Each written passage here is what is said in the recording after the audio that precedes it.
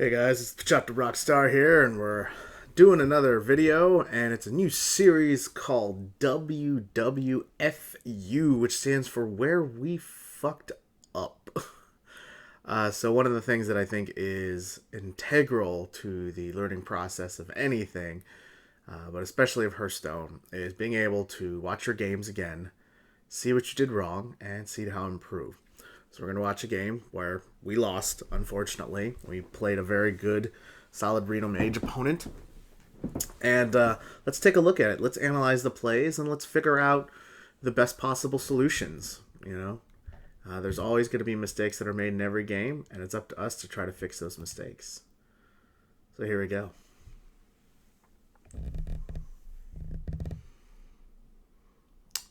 All right. Right off the bat, let's take a look at our opener here. We've got Pirate, Blood Mage Thalnos, Undercity Huckster. Should have one more card coming since we're going second. All right, now, often when you're going second, you are typically playing a little more reactively than when you're going first. When you're going first, tempoing out and tempoing out hard is really, really important. You want to get the jump on your opponent because you're going to have more mana than them, and you're going to have the opportunity to have the initiative first. So typically when you're playing second, you want to play a little more reactively. You want to keep the cards that allow you to remove your opponent's board and get back onto board. So a card like the South Sea Deckhand is going to allow us to draw patches out. Hopefully that will allow us to have give us a little initiative on turn one. A card like the Undercity Valiant is usually pretty good too. You can coin Valiant, it'll deal 1 damage, and then you'll have a 3/2 body out there. Blood Mage Thanos, not quite as much. It's pretty good if you have like a backstab. Or if you combo that with the Jade Shuriken, you can deal 3 damage and get a Jade. But typically this is not a very good card to play on turn 1 or turn 2 because we are playing a mage and he can just ping that off. Undercity Huckster is not bad, but it doesn't play well with the coin, and really it's only a 2/2 and it's sort of a value card. So it's really kind of going to depend on what we do here. So my thinking is I would probably keep this deckhand just to get patches out, but I would almost certainly mulligan these 2 cards away and probably keep the Valiant to have a nice counter tempo swing play on turn 2. Let's go ahead and see what we did here. Looks like we're probably going to end up keeping it. Okay, so we did throw Bludgeon Mayo. So we did keep the Huckster, which I don't think is terrible. But like I said, it's not necessarily a card you want to keep. It would have been better to mulligan it and get a turn 3 play. So let's see what happens here. So our opponent passed. That's nice for us. So we very quickly came out with the South Sea Deckhand. You'll notice one of the mistakes that I made in this game is just playing very quickly and not taking the time to sort of think through your turns. If there's one thing that Life Coach can teach us is think through your turns and think of all the possible plays. So what plays do we have? We have play the Deckhand. Patches will come out and we'll go face because obviously there's no minions there. We could have coined Shurikened. I don't like that play because the Shuriken is much better as a removal tool and as something to get a tempo swing, i.e. remove something on their board and then you get a golem. Coining out the Huckster, I don't really like that play either. Yes, it does get a 2/2 body out there, but it's kind of a waste of the coin because we have so many things that combo in this hand. The Eviscerate, the Valiant, the, whatchamacallit, the Shuriken. So using our coin judiciously and at a really at a better time than just throwing it out there on turn 1 is really important, especially as a rogue. So I do think this is the best play. Ideally, we would have wanted a small-time Buccaneer here to have a 1/2 body, have a better health body out there, and still utilize patches. This, unfortunately, is going to get pinged off, and it'll give him a play. We don't get to use the deckhand later for surprise value damage, an extra 2 damage to go with our weapon. So another play we could have done is just coin Dagger, or we could have passed. So I still think this is the best play. I think it's the most proactive play.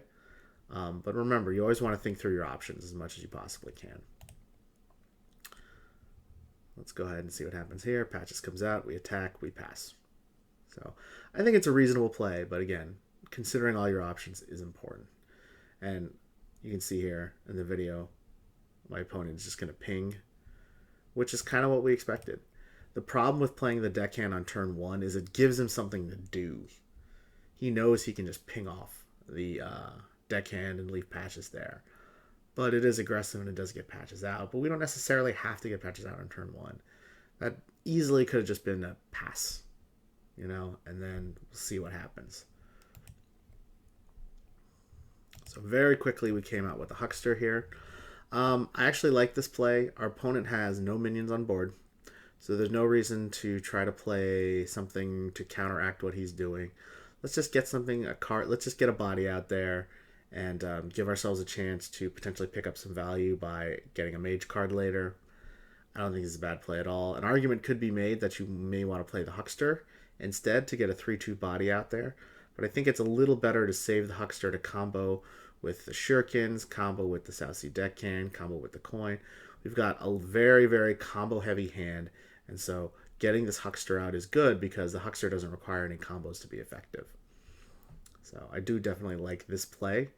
That being said, we could have gotten the Huckster out the turn before and utilized our coin. We could have had a dagger. We could have put out the Huckster and then coined into deckhand. We had a lot of options, but I do think this is the strongest option at this time. So it's our opponent now is on 3 mana. Let's see what he does. We have to be aware of things like Roaring Torch, Arcane Blast, and in this case, Doomsayer. So our opponent put out a Doomsayer. He Arcane Blasted us, leaving us with just a 1/1. And now he's going to seize initiative. This is why Doomsayer is such a powerful card and why it's a card that's really difficult to play around. It has 7 health. It's very likely to go off. And pretty much anything you do will waste resources into it. So we drew a Tomb Pillager, which we obviously cannot play. So what are our options here? We could just send patches in and dagger up and just concede the board. We could, sitting on 3 mana, we could coin, eviscerate, Jade Shuriken, and send in patches, which is a somewhat reasonable play. The problem is we are sinking 2 cards into the Doomsayer, and we're leaving ourselves with a 1/1 and another 1/1, and then one of them being a Jade. And we are using up 2 of our premium removals. So by him playing the Doomsayer, we can pretty much assume he's a Reno Mage at this point, and so we want to sort of save our removal for the bigger threats that are potentially coming up. There's also an argument that can be made to just try to tempo out as hard as you can and to try to get as much stuff on the board as you possibly can.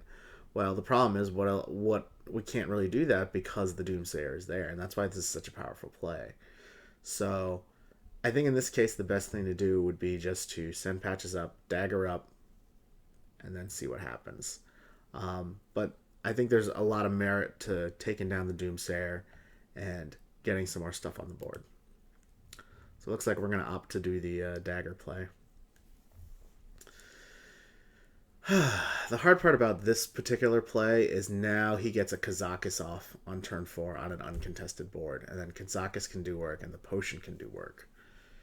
So yeah, so in this case instead he plays the Water Elemental.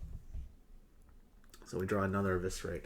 So this is kind of nice for our hand now. Now that we have the second Eviscerate, we can sink 4 damage into it. We can then we can Shuriken, which would kill it, which is still going to utilize the 2-for-1 that we had before. But in this case, it's a little bit better because we're removing a higher value threat in the Water Elemental. And we're also developing our golems. The problem is, though, is we're passing up an opportunity to play this Tomb Pillager.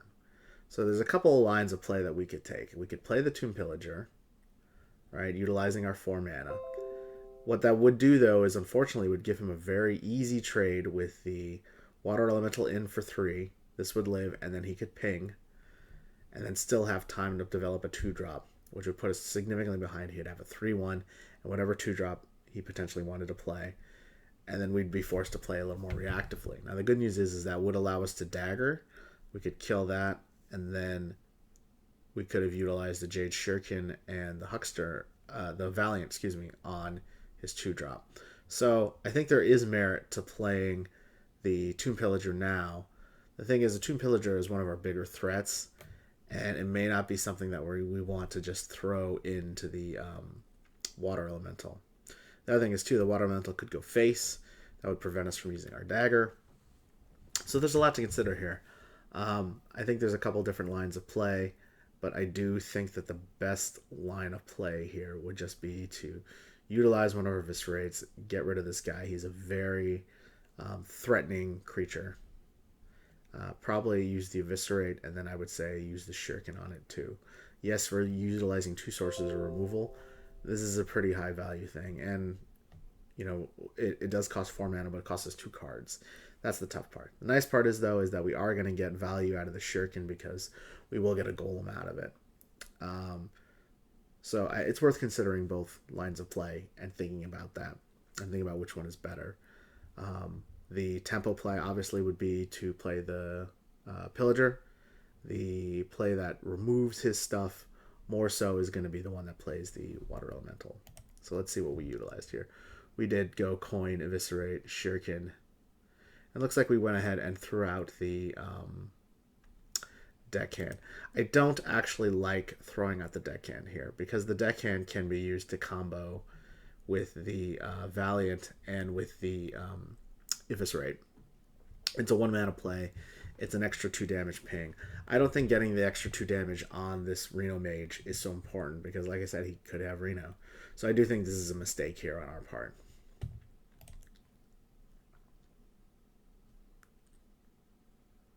It's okay to float a mana because we just used the coin to set the combo off.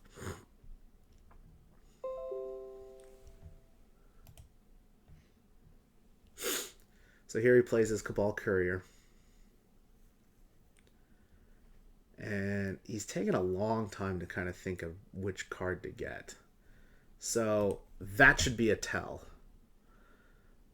Typically, people will do one of 2 things. Either they have a legitimate decision and they're trying to figure out exactly what the right card is, or they have a very obvious board clear grab and they're just trying to make it look like they're thinking about it. We are playing a game at rank 5, so the likelihood that this guy knows exactly what cards are coming up and exactly what cards to choose is pretty darn high. So we should have made a read that this was a board clear and played accordingly. Pings off the... See? And look, and so now we only got 2 damage worth of value out of this guy. We could have used him to clear something, a better, bigger threat. You know, now our opponent is ahead on board for a small while. All right. So we got a Defender of Argus. Not really a good card right now. The only thing that the Argus would do would simply just buff this to a 2/2. Maybe allow us to trade in here, but then we would just be left with a 2/3. Not really a good time to play Argus right now, frankly. And he doesn't have a ton of value against a mage. So I think the best thing to do right now would just be to get the Tomb Pillager out. We can utilize our last charge of the dagger, trade in the 1/1, kill this 2/2. The 2/2 threatens the Tomb Pillager, so we want to make this trade here. Because this trade an Arcane Blast, this trade a ping, one other source of damage. We want to try to have our Tomb Pillager live, or at least force our opponent to utilize a large removal on it. That would give us a coin, which would then allow us to be more reactive with our hand and allow us to combo better. Because notice now that we don't have the coin, it's much harder to combo this Eviscerate and this Undercity Valiant. And so we do indeed make this trade. I think that's fine. Would have been nice to have 1 more mana to redagger, but it's okay. So, what happens now? He plays a Water Elemental and he pings our Tomb Pillager. The purpose of that is this is 3 attack, this now has 3 health. He won't be able to trade in, and this guy will live. So that does make it important. Water Elementals are super hard to deal with, and we got really unlucky that he managed to get a water elemental off the Cabal Courier because we just killed one and now he's playing another one. And as arena deck, you typically don't have that. Now the good news is we managed to pick up a Blood Mage Thalnos. So picking up Blood Mage Thalnos will allow us to play Thalnos, play an Eviscerate for 5 damage, and then we can Undercity Huckster that and kill it without having to sacrifice our Tomb Pillager. Now, what other plays could we make here, right? There's other plays to be made. This is a 5-3. We could Argus this, turn it into a 6-4, trade it in, leaving us with a 6-1. That would get pinged off later, but that's okay. It's not too bad. We could play the Valiant, then play the Argus, which would give us a 4-3 with Taunt, a 6-1 with Taunt, and a 2-3 on board, which would give us the most board presence, but realize that we are going into turn 7, which is Flame Strike turn. So we have to be aware of that too.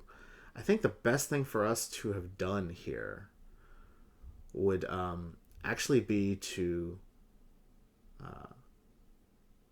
swing in and then just dagger up, kill it, and then we could either pass or we could simply play the Valiant.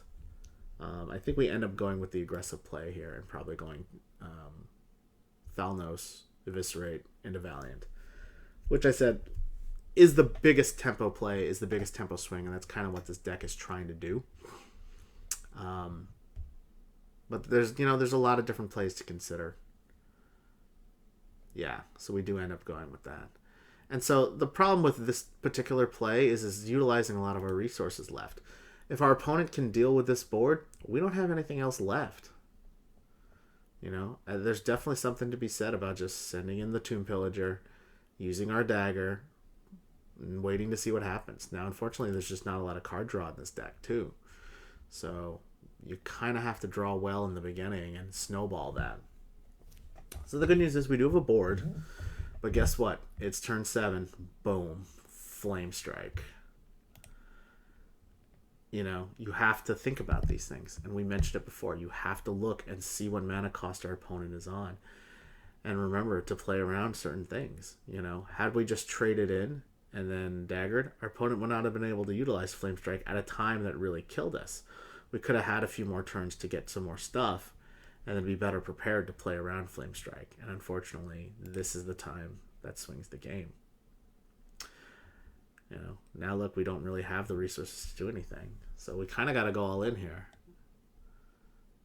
I do think this is... Now, see, here's another odd play. We went Huckster, Swarmer, but we didn't Argus. He just Flame Struck. So what are the odds that he has another board clear? Probably very low. So I think this actually could have been a good time to push our advantage, force him to have the second board clear. But instead we just choose to dagger up. Maybe we're snake bit by the last Flame Strike. Well, I think the best thing to have done would have been to try to play around the board clears earlier. So, let's say we traded in the Tomb Pillager and then daggered. Well, this turn, making the play that we're making now, fine. We don't need to utilize the Argus yet because we're less behind and we still have a coin, we still have our board. So, something to be said and something to think about. A lot of times when your opponent plays a board clear, that's a really good time to play your hand out again because then they have to have the second board clear. So he goes ahead and plays Medivh. And we're pretty much fucked at this point. So here's the thing. Had we already played Argus, we would have had a 2-3 with Charge, a 3-3 with Taunt, and a 2-2 with Taunt. We actually would have been able to deal with Medivh with the stuff on our board. And we would have gotten, in this case, it was a 2-2, so this would have been a 2-2, and then this would have summoned a 3-3. We could have reflooded our board. But now, we don't have the ability to deal with Medivh. And look what happens. Medivh ends up snowballing us on us. See, and so by playing it conservatively and playing it snake-bitten after the board clear, you end up putting yourself in a worse position. See, so now we have no way to actually kill Medivh. So we end up having to go face and just kind of hoping he doesn't have another board clear. Well, a lot of times when you play Medivh, you're playing Medivh with the idea that you're going to play a big spell afterwards and play some sort of sweeper. So by him playing Medivh, it's actually a signal that he probably has a better board clear. Or at least a high damage spell. But he's going to get a ton of value out of this. You know, this is why so many people tech in acidic swamp oozes. You know, this would have been a perfect time to do it. You know, it's hard to play around Medivh though. He's not really a card that's that current in this meta, but it's worth looking into. You know, it's worth thinking about. And he gets another spell. See, now we're just crossing our fingers here, and it's risky. It's very risky. And had we already played Argus, we would have been able to answer Medivh, you know. And maybe by playing Argus, we would have forced some removal out of him that we wasn't already currently there. See, he had a Fireball in hand, right? We would have been able to deal with Medivh. Maybe he doesn't even play Medivh. Maybe he just plays the Fireball. And now Medivh just fucking wreaks havoc on us now. So, he's played a secret. That secret is definitely Ice Block. 100% it's Ice Block. Right? So now that we know that it's Ice Block, what do? Well, we got to play our hand in a fashion to do one of two things. Either pop the block and play very aggressively, force him to have answers, or continue to play for board control. Now, the problem is, if we take a look at our hand, we don't have a lot of good board control tools. Plus, the way our board matches up, we got a 2-3, a 3-3, a 2-2, and a 2-3. We're up against a 2-7, a 3-3, a 1-1, and a 7-something. So, do we continue to play for board control here, or do we try to win the game? So, risk-wise, it's very risky to pop the block and try to win the game.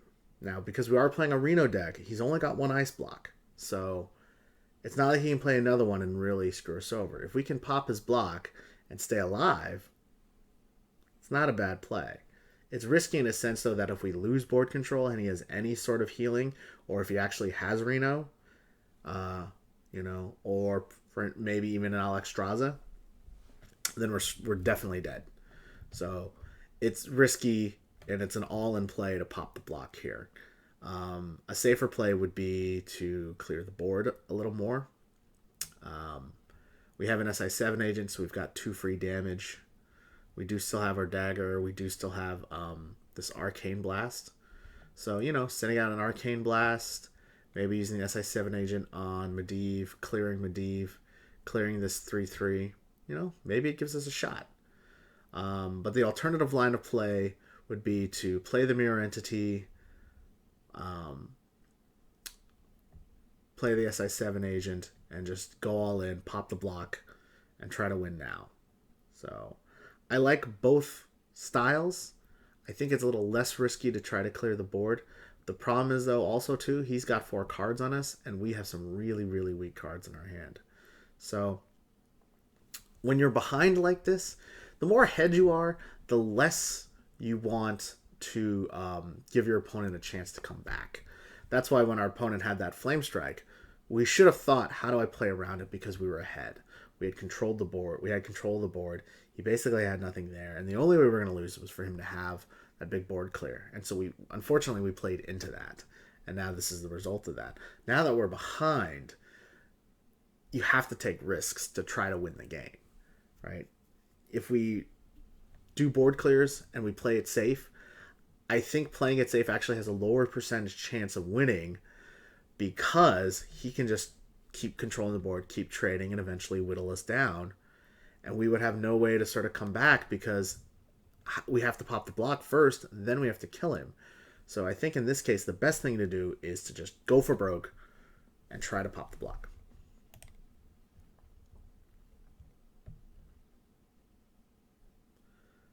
And it looks like we end up doing it. See, we're counting here.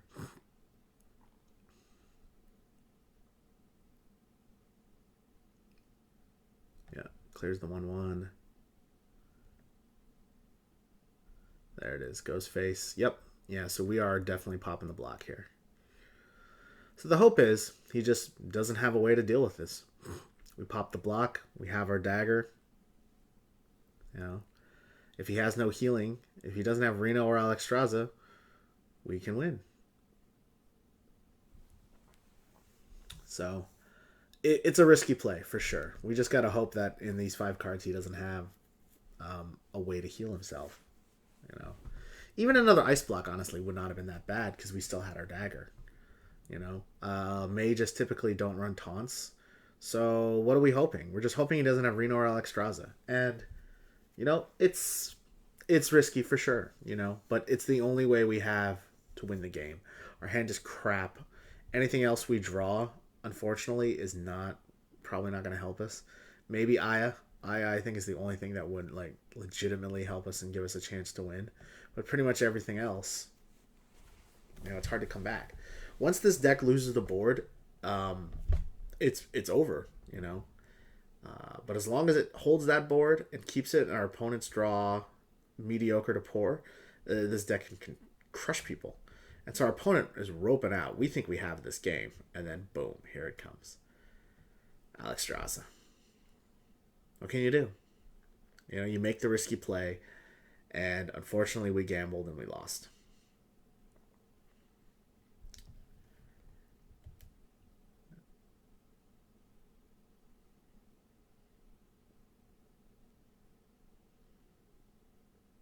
So it's tough, you know. But we did have a chance. It's 2, 3, 2, 2, 6, 9, 10. He's at 15. And Eviscerate might have done it for us. Now, unfortunately, we have to clear this board. You know, if we just go face, you know, we have an opportunity to sort of clean the board state up a little bit. And then now, here we can go face. The problem with this play, so this is why I don't like this play. Our health is still pretty high. And I think what we're doing is we're playing around burn. But at this point, playing around burn seems silly because if he's got the burn, he's got the burn. You know? You basically needed to just go for broke and get him down as low as you possibly could so a top deck can kill him. And we didn't do that. You know, we actually coined Valianted to kill off the 7-1, which I think is fine. But I think it would have been better just to go completely all face. Well, we still got to take out Medivh. But basically use this to take out Medivh and then everything else just go face. Leave stuff up. You know, you have to take those risks. And I think by playing it sort of halfway here, we didn't give ourselves a chance to top deck something and win the game. You have to play to your outs. You have to play to your percentages. And so these last couple of turns, you can see the game sort of fell apart for us. Clearly not happy here. We're hoping. There's a shot, you know, there is a chance. Like I said, it is unfortunate that Alexstrasza was there, but and then here comes the Firelens portal. Oh man, and he rolls high, he rolls a taunt. So now we're dead. I mean, nothing you can do there. We took a risky line of play. And by taking that risky line of play, it forced us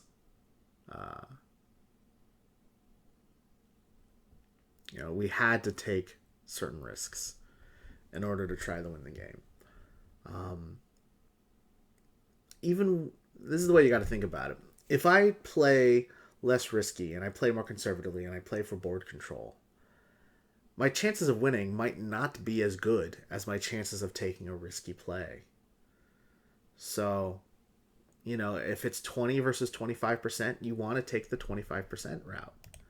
Even if that route does put you at extreme risk of losing the game. You know, lose now or lose in 5 turns, it doesn't matter.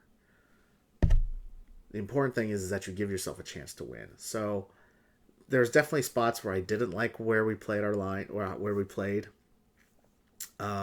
Especially that, I think that Tomb Pillager, Fire Elemental, Water Elemental decision definitely could have been something that we did better. You know, But I do think ultimately, at the end of the game, taking the risk that we did was the best play, even though it was the riskiest play. And that's the thing, just being able to look at your games, look over how you did, think about how you did. It's really important. So I hope you guys learned something from this video, and I hope it encourages you to figure out where you fucked up and to go back over your games and just try to improve and think about your lines, think about your plays, and get better. It's a really important learning tool. So thank you guys. Keep learning, keep rocking. And the Rockstar will see you later.